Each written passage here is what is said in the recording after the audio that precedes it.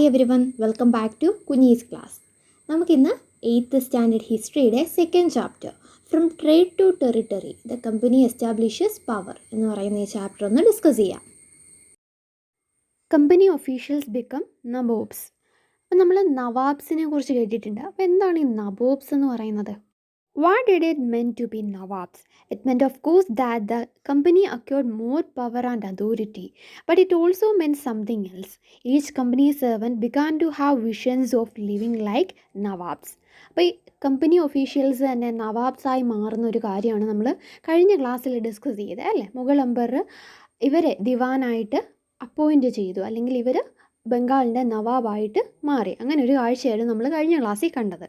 അപ്പം നവാബാകുക എന്ന് പറഞ്ഞാൽ അവർക്ക് ട്രേഡ് ചെയ്യാനായിട്ടുള്ള എല്ലാ അവകാശങ്ങളും, അല്ലെങ്കിൽ അവർക്ക് ഇഷ്ടം അനുസരിച്ച് നമ്മുടെ നാട്ടിലെ റവന്യൂ എടുത്ത് ട്രേഡ് ചെയ്യാനായിട്ടുള്ള എല്ലാ അവകാശങ്ങളും അവർക്ക് ലഭിച്ചു.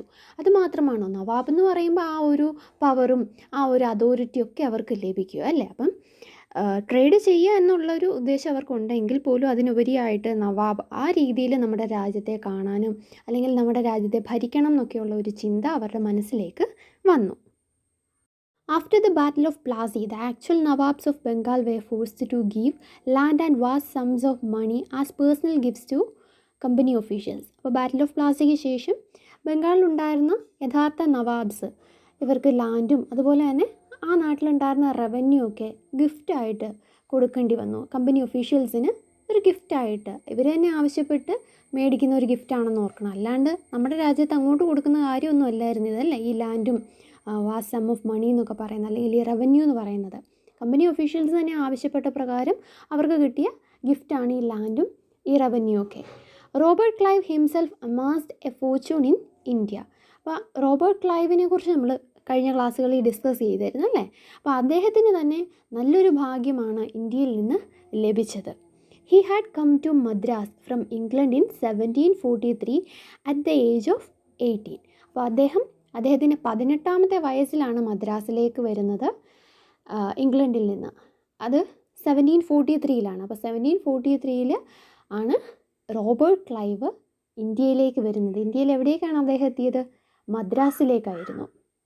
When in 1767 he left India, his Indian fortune was worth €4,01,102. അപ്പോൾ 1767 അദ്ദേഹം തിരിച്ചു പോകുന്നത്. അദ്ദേഹം തിരിച്ചു പോകുമ്പോൾ അദ്ദേഹത്തിൻ്റെ പക്കൽ എത്ര മണി ഉണ്ടായിരുന്നു കയ്യിൽ?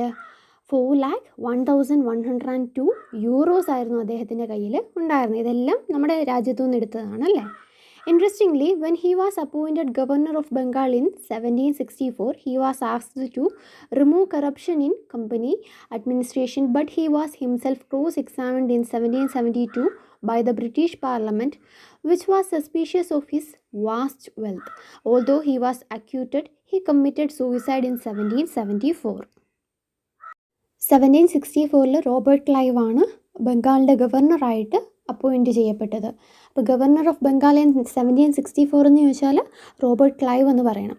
അപ്പോൾ അദ്ദേഹത്തിനെ അപ്പോയിൻറ്റ് ചെയ്തതിന് ശേഷം അദ്ദേഹം ഈ കമ്പനി അഡ്മിനിസ്ട്രേഷനിലുള്ള കറപ്ഷൻസ് അല്ലെങ്കിൽ അഴിമതിയെ ഒഴിവാക്കി വിട്ടു. അഴിമതി നമ്മൾ കേൾക്കാറുണ്ടല്ലേ, നമ്മുടെ ന്യൂസ് ചാനലിലൊക്കെ ആണെങ്കിലും രാഷ്ട്രീയക്കാരുടെ അഴിമതിയെക്കുറിച്ചൊക്കെ നമ്മൾ കേൾക്കാറുണ്ടല്ലേ.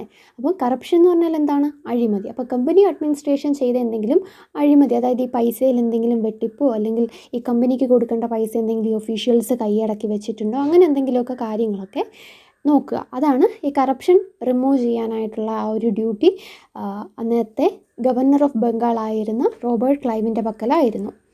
അതിനുശേഷം 1772 അദ്ദേഹത്തിനെ തന്നെ ക്രോസ് എക്സാമിൻ ചെയ്തു. എന്തുകൊണ്ടാണ് അദ്ദേഹത്തിന് ഇത്രയും വാസ്റ്റ് ആയിട്ടുള്ള വെൽത്ത് നമ്മുടെ നാട്ടിൽ നിന്ന് ലഭിച്ചു അല്ലേ? എത്രയായിരുന്നു? €4,01,102 ആണ് അദ്ദേഹം നമ്മുടെ നാട്ടിൽ നിന്ന് പോയപ്പോൾ കൊണ്ടുപോയത്. അല്ലെങ്കിൽ അദ്ദേഹത്തിൻ്റെ ആ ഒരു ടൈമിൽ ഉണ്ടായിരുന്ന വെൽത്ത് എന്ന് പറയുന്നത് ഇത്രയുമായിരുന്നു. അപ്പോൾ ഇത്രയധികം വെൽത്ത് അദ്ദേഹത്തിന് ലഭിച്ചിട്ടുണ്ടെങ്കിൽ അദ്ദേഹം എന്തെങ്കിലും അഴിമതി ചെയ്തിട്ടുണ്ടായിരിക്കും എന്നുള്ള ആ ഒരു തെറ്റിദ്ധാരണ വന്നു. അങ്ങനെ അദ്ദേഹത്തിനെ 1772 ബ്രിട്ടീഷ് പാർലമെൻറ്റിൽ ക്രോസ് എക്സാമിൻ ചെയ്തു. അങ്ങനെ ക്രോസ് എക്സാമിൻ ചെയ്തതിൻ്റെ ഫലമായിട്ട് 1774 അദ്ദേഹം സൂയിസൈഡ് ചെയ്യുകയായിരുന്നു. അക്യൂറ്റഡ് എന്ന് പറഞ്ഞാൽ എന്താണ്? കുറ്റവിമുക്തനാക്കി. അപ്പോൾ 1772 ഇങ്ങനെ ഒരു ക്രോസ് എക്സാമിനേഷൻ നടന്നെങ്കിൽ അദ്ദേഹം തെറ്റൊന്നും ചെയ്തിട്ടില്ല, അല്ലെങ്കിൽ ഇങ്ങനെ ഒരു കറപ്ഷൻ അദ്ദേഹത്തിൻ്റെ മേൽ ആരോപിക്കേണ്ട കാര്യമില്ല, അദ്ദേഹം സത്യസന്ധമായിട്ടാണ് ജോലി ചെയ്തത് എന്നൊക്കെയുള്ള കാര്യങ്ങളൊക്കെ തെളിഞ്ഞു. എങ്കിൽ പോലും 1774 അദ്ദേഹം സൂയിസൈഡ് ചെയ്യുമായിരുന്നു. അദ്ദേഹം കറപ്റ്റഡ് ആണെന്നും കറപ്റ്റഡ് അല്ല എന്നൊക്കെയുള്ള ഒരുപാട് റിപ്പോർട്ട്സ് ഇപ്പോൾ ഗൂഗിളിലാണെങ്കിൽ പോലും നമുക്ക് ലഭിക്കുന്നതായിരിക്കും. നമുക്ക് സത്യാവസ്ഥയൊന്നും അറിയത്തില്ലല്ലോ. ഇപ്പോൾ 2 രീതിയിലുള്ള റിപ്പോർട്ട്സ് വന്നുകൊണ്ട് എന്താണ് വിശ്വസിക്കേണ്ടതെന്ന് നമുക്കും അറിയത്തില്ല. എനിവേ ഇങ്ങനൊരു കറപ്ഷൻ്റെ ബേസിസിലായിരുന്നു 1772 അദ്ദേഹത്തിനെ ക്രോസ് എക്സാമിൻ ചെയ്തത്. ഇവന്തോ അദ്ദേഹത്തിനെ കുറ്റവിമുക്തനാക്കിയെങ്കിൽ പോലും അദ്ദേഹം 1774 സൂയിസൈഡ് ചെയ്യുമായിരുന്നു. However, not all company officials succeeded in making money like Clive. Robert ക്ലൈവിനെ പോലെ എല്ലാ കമ്പനി ഒഫീഷ്യൽസും ധാരാളം പണം സമ്പാദിച്ചു എന്നൊന്നും നമുക്ക് പറയാൻ സാധിക്കത്തില്ല. Many died an early death in India due to disease and war, and it would not be right to regard all of them as corrupt and dishonest. അപ്പോൾ അതിൽ ഒരുപാട് ആൾക്കാർ വളരെ നേരത്തെ തന്നെ നമ്മുടെ രാജ്യത്ത് വന്ന് വളരെ നേരത്തെ തന്നെ മരണം അടഞ്ഞിട്ടുണ്ട്. എന്തുകൊണ്ടാണ്? എന്തെങ്കിലും അസുഖങ്ങളൊക്കെ വന്നിട്ടുണ്ടായിരിക്കും, അല്ലെങ്കിൽ വാർ, ഈ യുദ്ധങ്ങളിലൊക്കെ ചെന്നതുകൊണ്ട് അവർ നേരത്തെ തന്നെ മരിച്ചിട്ടുണ്ട്. അതുപോലെ തന്നെ എല്ലാവരും കറപ്റ്റഡ് ആണ് അല്ലെങ്കിൽ എല്ലാവരും ഡിസോണസ്റ്റ് ആണെന്നൊന്നും നമുക്ക് പറയാനായിട്ട് സാധിക്കത്തില്ല. അങ്ങനെ ഉള്ളവരും ഉണ്ട്, എന്നാൽ അങ്ങനെ അല്ലാണ്ട് ഹോണസ്റ്റായിട്ട് കാര്യങ്ങളൊക്കെ ചെയ്ത കമ്പനി ഒഫീഷ്യൽസും ഉണ്ടായിരുന്നു. Many of them came from humble backgrounds, and their uppermost desire was to earn enough in India, return to Britain and lead a comfortable life. അതിൽ കുറേ ആൾക്കാരുടെ ആഗ്രഹം എന്ന് പറഞ്ഞാൽ വളരെ കംഫർട്ടബിളായിട്ടുള്ള ഒരു ലൈഫ് ലീഡ് ചെയ്യാനായിരുന്നു. അതായത് അവർ വളരെ ഹമ്പിളായിട്ടുള്ള ഒരു ബാക്ക്ഗ്രൗണ്ടിൽ നിന്നാണ് അവർ വരുന്നത്. ബ്രിട്ടനിൽ വളരെ ഹമ്പിളായിട്ടുള്ള അല്ലെങ്കിൽ വളരെ താഴ്ന്ന ഒരു ബാക്ക്ഗ്രൗണ്ടിൽ നിന്ന് അവർ വരുന്നു. എന്നിട്ട് ആവശ്യത്തിനധികം പണം നമ്മുടെ നാട്ടിൽ നിന്ന് സമ്പാദിക്കുക. അതിനുശേഷം ഈ സമ്പാദ്യമൊക്കെ ആയിട്ട് തിരിച്ച് ബ്രിട്ടനിലേക്ക് പോവുക. എന്നിട്ട് ഈ പറഞ്ഞ പോലെ ഒരു കംഫർട്ടബിൾ ലൈഫ് ലീഡ് ചെയ്യുക. ആവശ്യത്തിന് വെൽത്തൊക്കെ ആയിക്കഴിഞ്ഞാൽ പിന്നെ എല്ലാവർക്കും സ്വസ്ഥമായിട്ടുള്ളൊരു ജീവിതം മുന്നോട്ട് കൊണ്ടുപോകാനായിട്ട് സാധിക്കും, അല്ലേ? ഇപ്പം നമ്മുടെ നാട്ടിൽ നിന്നാണെങ്കിൽ ഒരുപാട് ആൾക്കാർ വിദേശത്തേക്ക് ജോലിക്ക് പോകുന്നുണ്ട്. അവരൊക്കെ എന്തിനാണ് ജോലിക്ക് പോകുന്നത്? അവിടെ ചെന്ന് അവിടുത്തെ ലൈഫൊക്കെ ഇഷ്ടപ്പെട്ട് പോകുന്നവരും ഉണ്ടായിരിക്കാം. അതിലുപരിയായിട്ട് കുടുംബത്തിൻ്റെ കഷ്ടപ്പാടുകളൊക്കെ മാറാൻ വേണ്ടിയിട്ട് പോകുന്നവരായിരിക്കും, അല്ലേ? ഭൂരിഭാഗം ആൾക്കാരും അങ്ങനെ പോകുന്നവരാണ്.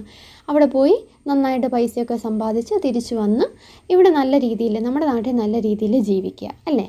അപ്പോൾ ഇതേ ചിന്താഗതിയായിരുന്നു അന്നത്തെ കാലത്ത് ബ്രിട്ടീഷുകാർക്കുണ്ടായിരുന്നത്. അവർ അവിടെ നിന്ന് നമ്മുടെ നാട്ടിലേക്കായിരുന്നു വന്നത്. എന്നിട്ട് ആവശ്യത്തിന് പൈസയൊക്കെ ആയിട്ട് അവർ തിരിച്ചു പോയിട്ട് നല്ലൊരു കംഫർട്ടബിൾ ആയിട്ടുള്ളൊരു ലൈഫ് മുന്നോട്ട് നയിക്കുകയായിരുന്നു. Those who managed to return with wealth led flashy lives and flaunted their riches. അപ്പോൾ ഇങ്ങനെ തിരിച്ച് പോകാൻ സാധിച്ചവർ, അല്ലെങ്കിൽ നല്ലൊരു വെൽത്തുമായിട്ട് തിരിച്ചു പോകാൻ സാധിച്ചവർ എന്ന് പറഞ്ഞാൽ അവർ നല്ല തിളക്കമുള്ള അല്ലെങ്കിൽ നല്ല അമേസിങ് ആയിട്ടുള്ള റിച്ച് ലൈഫായിരുന്നു അവർ മുന്നോട്ട് വെച്ചത്. കാരണം അവർക്ക് ആവശ്യത്തിനധികം വെൽത്ത് ലഭിച്ചു, അല്ലേ? അപ്പോൾ ആ വെൽത്ത് കൊണ്ട് അവർക്ക് വളരെ അമേസിങ് ആയിട്ടുള്ള ഒരു ജീവിതം തന്നെ നയിക്കാനായിട്ട് സാധിച്ചു. They were called Nabobs, an anglicized version of the Indian word Nawab. അപ്പോൾ ഇവരെ നബോബ്സ് എന്നായിരുന്നു പറയുന്നത്. എന്തുകൊണ്ടാണ് അവരെ നബോബ്സ് എന്ന് പറഞ്ഞത്? നമ്മുടെ നാട്ടിൽ വന്ന് എന്തൊരു വേർഡ് ഉണ്ടെങ്കിലും അവരതിനെ അവരുടെ ആ ഒരു രീതിയിലേക്ക് കൊണ്ടുവരും, അല്ലേ? അപ്പോൾ അങ്ങനെ നവാബ് എന്നുള്ളതിനെ ആംഗലൈസ് ചെയ്തതാണ്, അല്ലെങ്കിൽ അതിനെ ഇംഗ്ലീഷിൽ പറയുന്നതാണ് നബോബ് എന്നുള്ളത്. ഓക്കെ, അപ്പോൾ ഇവരെ നബോബ്സ് എന്നായിരുന്നു പറയുന്നത്. They were often seen as upstarts and social climbers in British society and were ridiculed or made fun of in plays and cartoons. ഈ നബോബ്സിൻ്റെ ലൈഫ് സ്റ്റൈൽ എന്ന് പറയുന്നത് സാധാരണയുള്ള ബ്രിട്ടനിലുള്ള ആൾക്കാരെ വെച്ച് നോക്കുകയാണെങ്കിൽ വളരെയധികം ഡിഫറെൻ്റ് ആണല്ലേ? കാരണം ഇവരുടെ കംഫർട്ടബിൾ ആയിട്ടുള്ള ലൈഫ്, അല്ലെങ്കിൽ ഇവർക്ക് ധാരാളം വെൽത്ത് ഉണ്ട്. അപ്പോൾ അതുകൊണ്ട് തന്നെ ഇവർ സ്വയം ഒന്ന് പൊങ്ങിയൊക്കെ ആയിരിക്കും ഈ ബ്രിട്ടനിൽ പോയി കഴിഞ്ഞ് ജീവിക്കുന്നത്, അല്ലേ? അപ്പോൾ അതുകൊണ്ട് തന്നെ പല പ്ലേസിലും കാർട്ടൂൺസിലും ഒക്കെ ആയിട്ട് ഇവരെ പരിഹസിച്ചിരുന്നു. അതെന്തുകൊണ്ടാണ്? കാരണം ബ്രിട്ടനിലുള്ള ആൾക്കാരുടെ ജീവിത രീതിയും ഈ നബോബ്സിൻ്റെ ജീവിത രീതിയും തമ്മിൽ ഒരുപാട് ഡിഫറൻസ് ഉണ്ട്. അതുകൊണ്ട് തന്നെയാണ് ഈ പ്ലേസിലും കാർട്ടൂൺസിലും ഒക്കെ ആയിട്ട് ഇവരെ പരിഹസിച്ചിരുന്നത്. കാരണം ഇവർ സൊസൈറ്റിയിൽ ഹയർ സ്റ്റേറ്റസ് കൊണ്ടുവരിക, അല്ലെങ്കിൽ സോഷ്യലി ഹൈ ആയിട്ടുള്ള രീതിയിലായിരുന്നു ഇവർ ജീവിച്ചിരുന്നത്. അതുകൊണ്ട് തന്നെയാണ് ഈ പ്ലേസിലും കാർട്ടൂൺസിലും ഒക്കെ ഇവരെ പരിഹസിച്ചിരുന്നത്. Company rule expands. If we analyze the process of annexation of Indian states by the East India Company from 1757 to 1857, certain key aspects emerged. Annexation എന്ന് പറഞ്ഞാൽ എന്താണ്? കൂട്ടിച്ചേർക്കൽ. അപ്പോൾ കമ്പനി ഇവിടെ വന്ന്, ഈസ്റ്റ് ഇന്ത്യ കമ്പനി നമ്മുടെ നാട്ടിൽ വന്ന് നമ്മുടെ ഇന്ത്യൻ സ്റ്റേറ്റ്സൊക്കെ അവരുടെ കൈവശമാക്കി അല്ലേ. അപ്പോൾ 1757 മുതൽ 1857 വരെയുള്ള ഈ ഒരു കാലയളവിൽ അവർ ഈ അനക്സേഷൻ എന്ന് പറയുന്ന ആ ഒരു പ്രോസസ്സ് നോക്കുകയാണെങ്കിൽ ഒരുപാട് കാര്യങ്ങൾ ഈ ഒരു കാലഘട്ടത്തിൽ എമേർജ് ആയിട്ടുണ്ട്. അതായത് ഒരുപാട് കാര്യങ്ങൾ ഈ ഒരു കാലഘട്ടത്തിൽ വന്നിട്ടുണ്ട്. അപ്പോൾ എങ്ങനെയാണ് ഇവർ ഈ അനക്സേഷൻ നടത്തിയിട്ടുള്ളത് നമുക്കൊന്ന് നോക്കാം. The company rarely launched a direct military attack on an unknown territory. Instead, it used a variety of political, economic and diplomatic methods to extend its influence before annexing an Indian kingdom. അപ്പം വളരെ റെയറായിട്ട് മാത്രമേ അവരൊരു military അറ്റാക്കിലൂടെ ഒരു unknown territory അവർ കീഴടക്കിയിട്ടുള്ളൂ. അതായത് അങ്ങനെ ഒരു military attack അവർ നടത്തിയിട്ടില്ല. വളരെ റെയറായിട്ട് വല്ലതും ഏതെങ്കിലും ഒരു ടെറിട്ടറി കീഴടക്കാനായിട്ട് ഇവർ ഈ ഒരു പ്രക്രിയ യൂസ് ചെയ്തിട്ടുള്ളതായിരിക്കും. അല്ലാണ്ട് അവരൊരു മിലിറ്ററി അറ്റാക്ക് ഒന്നും അങ്ങനെ നടത്തിയിട്ടില്ല. അതിന് പകരം അവർ പൊളിറ്റിക്കലായിട്ടും എക്കണോമിക്കായിട്ടും ഡിപ്ലോമാറ്റിക്കായിട്ടും ഒക്കെയുള്ള മെത്തേഡ്സ് യൂസ് ചെയ്തിട്ടാണ് നമ്മുടെ ഇന്ത്യൻ കിങ്ഡം അവർ കീഴടക്കിയത്. After the battle of Buxar, the company appointed residents in Indian states. They were political or commercial agents and their job was to serve and further the interest of the company. അങ്ങനെ ബക്സറിൽ നടന്ന ആ ബാറ്റിലിന് ശേഷം company ഇവിടെ Indian സ്റ്റേറ്റ്സിൽ അവരുടെ കുറച്ച് റെസിഡൻസിനെ appoint ചെയ്തിട്ടുണ്ട്. അവരാരാണ്? Political അല്ലെങ്കിൽ commercial ആയിട്ടുള്ള ഏജൻസ് ആണ്. കമ്പനി അപ്പോയിൻറ്റ് ചെയ്ത പൊളിറ്റിക്കൽ അല്ലെങ്കിൽ കൊമേഴ്ഷ്യൽ ഏജൻസ് ആണ്. എന്തായിരുന്നു അവരുടെ ജോലി? കമ്പനിയുടെ ആഗ്രഹപ്രകാരം അല്ലെങ്കിൽ കമ്പനി പറയുന്ന ജോലികളൊക്കെ ചെയ്യുക. അതായിരുന്നു അവരുടെ ജോലി എന്ന് പറയുന്നത്. Through the residence, the company officials began interfering in the internal affairs of Indian states. അങ്ങനെ ഈ റെസിഡൻസിലൂടെ നമ്മുടെ രാജ്യത്ത് നടന്നിരുന്ന എന്തെങ്കിലും ഇൻറ്റേർണൽ ആയിട്ടുള്ള എന്തെങ്കിലും കാര്യങ്ങൾ, നമ്മുടെ രാജ്യത്തിനുള്ളിൽ നടന്നിരുന്ന എന്തെങ്കിലും പ്രശ്നങ്ങളോ അല്ലെങ്കിൽ എന്തെങ്കിലും കാര്യങ്ങളൊക്കെ ഉണ്ടെങ്കിൽ അതിൽ ഇടപെടാനായിട്ട് ഈ കമ്പനി ഒഫീഷ്യൽസ് തുടങ്ങി. അപ്പോൾ അതിന് വേണ്ടിയിട്ട് അവർ യൂസ് ചെയ്തിരുന്ന ഒരു മീഡിയ ആയിരുന്നു ഈ റെസിഡൻസ് എന്ന് പറയുന്നത്. They tried to decide who was to be the successor to the throne and who was to be appointed in administrative posts. Sometimes the company forced the states into a subsidiary alliance. ഇവിടെ പറഞ്ഞിരിക്കുന്ന പോലെ തന്നെ കമ്പനിയായിരുന്നു ഒരു രാജാവ് അദ്ദേഹത്തിൻ്റെ ഭരണം അവസാനിച്ച ശേഷം അടുത്തത് ആരാണ് ആവേണ്ടത്, അല്ലെങ്കിൽ ആ സിംഹാസനത്തിലേക്ക് ആരാണ് ഇനി വരേണ്ടത്, അങ്ങനെയുള്ള തീരുമാനങ്ങളൊക്കെ കമ്പനി എടുക്കുമായിരുന്നു. അതുപോലെ തന്നെ അഡ്മിനിസ്ട്രേറ്റീവ് പോസ്റ്റിലേക്ക് ആരൊക്കെയാണ് അപ്പോയിൻറ്റ് ചെയ്യേണ്ടത്, അങ്ങനെയുള്ള കാര്യങ്ങളും കമ്പനി തീരുമാനിച്ചിരുന്നു. അതുപോലെ തന്നെ കമ്പനി ഫോഴ്സ് ചെയ്ത മറ്റൊരു കാര്യമാണ് ഈ സബ്സിഡറി അലയൻസ് എന്ന് പറയുന്നത്. അപ്പോൾ അതിനെക്കുറിച്ച് നമുക്ക് ഡീറ്റെയിൽ ആയിട്ട് നോക്കാം. According to the terms of this alliance, Indian rulers were not allowed to have their independent armed forces. അപ്പോൾ ഈ സബ്സിഡറി അലയൻസ് പ്രകാരം, അലയൻസ് എന്ന് പറഞ്ഞാൽ എന്താണ്? സഖ്യം അല്ലേ. ഇതിപ്പം രാജാക്കന്മാരെയൊക്കെ ബേസ് ചെയ്ത് പറയുന്നതായതുകൊണ്ട് രാജസഖ്യം എന്നൊക്കെ നമുക്ക് പറയാം. അതായത് ജസ്റ്റ് ഒരു ഫ്രണ്ട്ഷിപ്പ്, ആ ഒരു ബേസിസ്, അതാണ് അലയൻസ് എന്ന് പറയുന്നത്. ഓക്കെ, അപ്പോൾ ഈ അലയൻസ് പ്രകാരം എന്താണ് പറയുന്നത്? റൂളേഴ്സിന് ഒരിക്കലും ഇൻഡിപെൻഡൻ്റ് ആയിട്ടുള്ള ആംഡ് ഫോഴ്സിനെ വെക്കാനായിട്ടുള്ള അനുവാദം ലഭിച്ചിരുന്നില്ല. They were to be protected by the company. അതിന് പകരം അവരെ പ്രൊട്ടക്റ്റ് ചെയ്തിരുന്ന ആരായിരുന്നു? കമ്പനിയായിരുന്നു. But had to pay for the subsidiary forces that the company was supposed to maintain for the purpose of this protection. അപ്പോൾ അതിന് പകരം അവർക്ക് ആംഡ് ഫോഴ്സസ് വെക്കാനായിട്ടുള്ള അവകാശം ഉണ്ടായിരുന്നില്ല. അതിന് പകരം കമ്പനിയായിരുന്നു അവരെ പ്രൊട്ടക്റ്റ് ചെയ്തിരുന്നത്. അപ്പോൾ ഈ ഒരു പ്രൊട്ടക്ഷന് വേണ്ടിയിട്ട് അവർക്ക് സബ്സിഡറി ഫോഴ്സസ് കൊടുക്കണമായിരുന്നു. സബ്സിഡറി ഫോഴ്സസ്, അത് തന്നെയാണ് ഈ സബ്സിഡറി അലയൻസ് എന്ന് പറയുന്നത്. അതായത് ഇവരെ പ്രൊട്ടക്റ്റ് ചെയ്യുന്നതിൻ്റെ സഹായമായിട്ട് എന്തെങ്കിലും കൊടുക്കുക, ഈ റൂളേഴ്സ് കമ്പനിക്ക് തിരിച്ചു കൊടുക്കുക. അതായത് കമ്പനി ഇവരെ പ്രൊട്ടക്റ്റ് ചെയ്യുന്നു, അതിന് പകരം ഇവർക്ക് സബ്സിഡറി ഫോഴ്സസ് കൊടുക്കുക. If the Indian rulers fail to make the payment, then part of the territory was taken away as penalty. അപ്പോൾ ഈ സബ്സിഡറി ഫോഴ്സസ് അല്ലെങ്കിൽ ഈ സബ്സിഡറി അലയൻസ് ഇവർ കൊടുക്കാണ്ടിരിക്കുകയായിരുന്നെങ്കിൽ ഇന്ത്യൻ റൂളേഴ്സിൻ്റെ പക്കലുണ്ടായിരുന്ന ടെറിട്ടറിയുടെ ഒരു ഭാഗം ഒരു പെനാൽറ്റി എന്ന കണക്കിന് അവർ എടുത്തുകൊണ്ട് പോകുമായിരുന്നു. അപ്പോൾ ഈ പേയ്മെൻറ്റ് സ്ഥിരമായിട്ട് കൊടുക്കണം. പേയ്മെൻറ്റ് എന്തെങ്കിലും മുടങ്ങിപ്പോവുകയാണെങ്കിൽ ഇവരുടെ ടെറിട്ടറിയുടെ ഒരു ഭാഗം ഈ കമ്പനിയുടെ കയ്യിലിരിക്കും, ഒരു പെനാൽറ്റി ആയിട്ട്, അല്ലെങ്കിൽ ഒരു എന്താ പറയുക, ഒരു ശിക്ഷ പോലെയൊക്കെ അല്ലേ. For example, when Richard Wellesley was governor general, the Nawab of Awad was forced to give over half of his territory to the company in 1801 as he failed to pay for the subsidiary forces.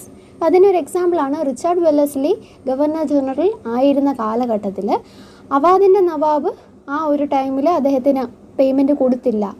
അതിന് പകരമായിട്ട്, അല്ലെങ്കിൽ ഈ subsidiary force കൊടുത്തില്ല, അതിന് പകരമായിട്ട് company അദ്ദേഹത്തിൻ്റെ പക്കൽ നിന്ന് പകുതിയോളം ടെറിട്ടറി എടുക്കുകയും അത് ഏത് വർഷമായിരുന്നു? 1801. ഓക്കെ, അപ്പോൾ സബ്സിഡറി ഫോഴ്സ് കൊടുക്കാതെ കൊണ്ട് അദ്ദേഹത്തിൻ്റെ ടെറിട്ടറിയുടെ പകുതി ഭാഗവും ഈ ഗവർണർ ജനറലിന് കൊടുക്കേണ്ടതായിട്ട് വന്നു.